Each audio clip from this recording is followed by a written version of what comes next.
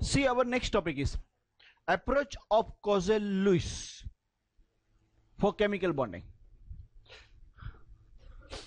Very important, अगर short note में पूछते हैं तो जरा ध्यान से समझना है इसको. What they are saying, approach of Clausius for chemical bonding. See, they are saying the strongly electropositive halogen elements and strongly electropositive alkali elements in periodic table differ from the inert gases. They are talking about this. If we have this electropositive alkali elements, strongly electropositive alkali elements, they differ from inert gas. inert gas से थोड़ा अलग है ये. At the same time, जो उसके बाजू वाला मतलब ये ग्रुप जो है halogen group, it also differs from inert gas. inert gas से okay, ये डिफर करते हैं कौन कौन से? halogen as well as alkali metals. ठीक है, किस तरीके से डिफर करते हैं? डिफर इस तरीके से करते हैं that halogen elements receive one electron and becomes negatively charged, while alkali elements lose one electron and becomes positively charged. जैसे अभी हमने यहां पे देखा, halogen elements receive one electron and becomes negatively charged, and alkali metals releases one electron and becomes positively charged. ये negative बनेंगे और ये पॉजिटिव बनेंगे. उसके बाद इन दोनों के बीच में अट्रैक्शन होता है. Then positively charged and negatively charged ions formed this way attain stable electron structure like inert gas. inert gas जैसा स्ट्रक्चर हो गया उनका. जरा देखेंगे हम. देखो इसका जो स्ट्रक्चर है यहां पे पॉजिटिव नियोन जैसा और इसका आर्गन जैसा. करेक्ट और नॉट? समझ में आ रहा है कि नहीं आ रहा है आप लोग को? इस तरीके से ये बन जाते हैं. नॉट ओनली दैट, वो स्टेबल तो बन गए, इनका कॉन्फ़िगरेशन ये तो बन गया NH2NP6. ठीक है. Now this positive and negative ion are stable due to electrostatic attraction. उनके बीच में अट्रैक्शन होगा Na plus and Cl minus के बीच में. एंड जब अट्रैक्शन होता है तब वो काफी अच्छा स्ट्रक्चर बनाते हैं. इनकी भी टू मिसाल just show it to you.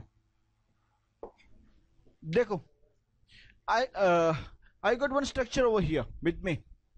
Can you see this structure? In this structure, sodium के ये सोडियम के ये जो है वो सोडियम के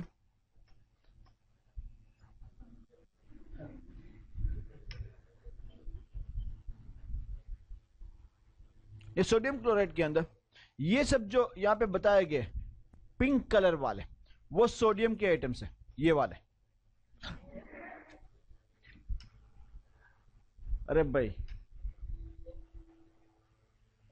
इसको टच मी नॉट वाला प्रॉब्लम है. Don't touch me. ओके, ये सोडियम के पिंक कलर वाले एंड ग्रीन कलर वाले कौन से? क्लोराइड के. When they arrange themselves, they arrange in a very nice manner. See, I was explaining you this. यहां पे ये जो पिंक कलर वाले हैं they are sodium ions and जो ये वाले हैं वो कौन से? क्लोराइड आयंस है. करेक्ट है ना? ये लोग एक खास स्पेसिफिक 3 डायमेंशन स्ट्रक्चर में अरेंज हो जाते हैं. You can see okay in this net there are different people are giving different kinds. Okay, actually एक ही चीज है, खाली कलर कॉम्बिनेशन अलग अलग है. इसने ग्रीन पिंक लिया, इसने ग्रीन रेड ले लिया है. ओके, सोडियम क्लोराइड का ये स्ट्रक्चर है. वो 3 डायमेंशन में अरेंज होते हैं. ये 3 डायमेंशन अरेंजमेंट को हम लेटिस बोलते हैं. क्या बोलेंगे? Crystal lettuce. Crystal lettuce, sorry लेटा है LETTIC. क्रिस्टल लेटिस स्ट्रक्चर बोलते हैं. नाउ एक चीज याद रखनी है हमें यहां पे, this positive ion and negative ion are stable due to electrostatic attraction. ठीक है, यहां पे अट्रैक्शन होता है इसलिए वो स्टेबल है। In the formation of ionic compound the, एक चीज याद रखना, अभी 3 स्टेप में ये रिएक्शन हो रहा है। द पहला स्टेप था वो हमारे पास इस तरीके से था, that sodium is converting to sodium plus, second chlorine is converting to chloride ion, and then इन दोनों के बीच में attraction and crystal lattice बना। there are 3 step, हमेशा याद रखना in all these 3 step कोई भी chemical reaction हो, any chemical reaction, always वही रिएक्शन स्टेबल है, या तो वही रिएक्शन पॉसिबल है, या तो वही रिएक्शन फिजिबल है, या तो वही रिएक्शन होता है जिसके अंदर एनर्जी डिक्रीज होती है। जिसके अंदर क्या होता है, आफ्टर ऑल दिस 3 स्टेप्स खत्म होने के बाद जब हम देखते हैं फाइनल एनर्जी टोटल अगर आप करते हो it should decrease then and then it is stable. कोई भी प्रोसेस में अगर एनर्जी बढ़ जाती है then higher energy substance are not at all stable, वो स्टेबल नहीं होते। स्टेबल कब बनते, जब एनर्जी डिक्रीज होती है। अच्छा अभी जरा ध्यान से देखेंगे, ये जो पहला स्टेप है we call it ionization, am I right और wrong? Because here ionization process is taking place, electrons are released. अगर इलेक्ट्रॉन रिलीज होते हैं उसको क्या बोलते हैं, आयोनाइजेशन। बराबर ना बच्चा, से कहा बराबर ना? ओके, ड्यूरिंग दिस प्रोसेस क्या आपको एनर्जी देनी पड़ती है या एनर्जी बाहर निकलती है? How many are saying we need to give energy, supply energy, and how many are saying energy is released? How many are saying this energy needs to be supplied? Raise your hands. Energy needs to supplied. No one. How many are saying energy is released? Quite a few. How many are saying we don't know anything? We just come here to observe you, sir, and just come here to chat with my friends. Okay. भाई electron बाहर निकालना है, easily नहीं निकलता है। Ionization process में energy supply होती है। It is an endothermic reaction. For ionization we have to supply energy, energy needs to be supplied. First thing, ionization potential में एनर्जी, ये एंडोथर्मिक रिएक्शन, हमको एनर्जी देनी पड़ती है तब ये इलेक्ट्रॉन बाहर निकलता है। पहला स्टेप।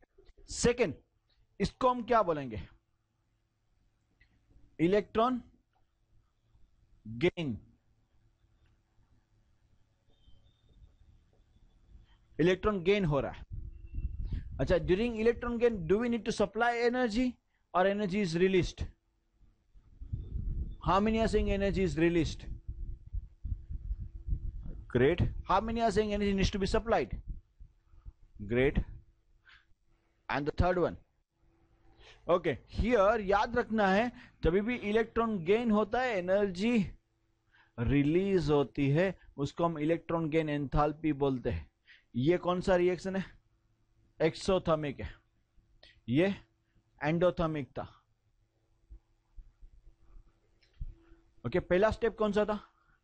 एंडोथर्मिक। दूसरा स्टेप कौन सा है? एंड तीसरा स्टेप, जब ये दोनों एक दूसरे से कंबाइन होते हैं और ये लैटिस स्ट्रक्चर जो बनाते, this lattice structure, during this lattice structure जब ये आयंस एक दूसरे के नजदीक में आते तब एनर्जी बाहर निकलती है, उसको बोलते हैं हम लैटिस एंथैल्पी। क्या बोलते हैं? Lattice enthalpy. करेक्ट? आपको समझ में आ रहा है मैं क्या बता रहा हूं? तो यहां पे भी थर्ड स्टेप में एनर्जी बाहर निकलती है, एंडोथर्मिक है। याद रखना है हमेशा वही रिएक्शन स्टेबल है कि टोटल अगर आप करते हो तो एनर्जी हमेशा क्या होनी चाहिए? डिक्रीज होनी चाहिए। पहले स्टेप में आपको एनर्जी देनी पड़ती है। आई एम सॉरी, मैंने गलती से लिखा है, माफ करना। एनर्जी रिलीज होती है उसको एक्सोथर्मिक बोलते हैं। पहला स्टेप एंडोथर्मिक मतलब एनर्जी सप्लाई की, जितनी कम सप्लाई करो उतना अच्छा है, क्योंकि सप्लाई नहीं करनी होती, हमेशा क्या होनी चाहिए, डिक्रीज होनी चाहिए। सो ऐसा ही एलिमेंट यहां पे सिलेक्ट करते जिसका आयोनाइजेशन पोटेंशियल लेस होता है, जिसका आयोनाइजेशन पोटेंशियल क्या होता है, लेस। दूसरा एलिमेंट कैसा होना चाहिए, जिसका इलेक्ट्रॉन गेन एंथैल्पी हाई होना चाहिए। क्यों? क्योंकि यहां पे एनर्जी बाहर निकल रही है, जितनी बाहर निकले उतना अच्छा है, जितनी बाहर निकले उतना। तो इलेक्ट्रॉन गेन एंथैल्पी कैसी होनी चाहिए, हाई। एंड तीसरी चीज क्या होनी चाहिए, ये भी एक्सोथर्मिक है, तो जब जितनी लेटाइस एंथैल्पी जितनी ज्यादा होती है उतना अच्छा है।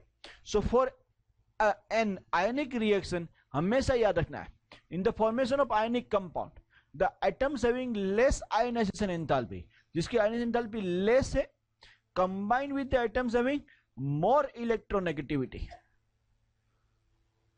And bond formed is called ionic bond.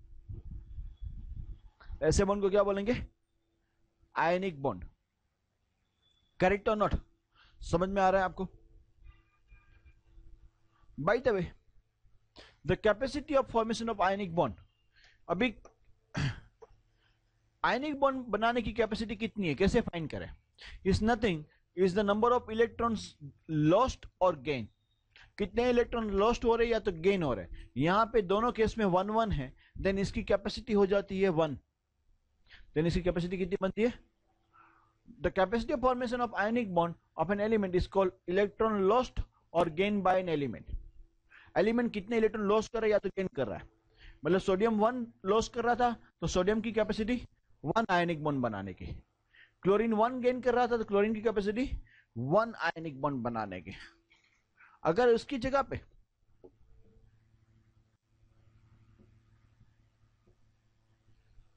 Magnesium होता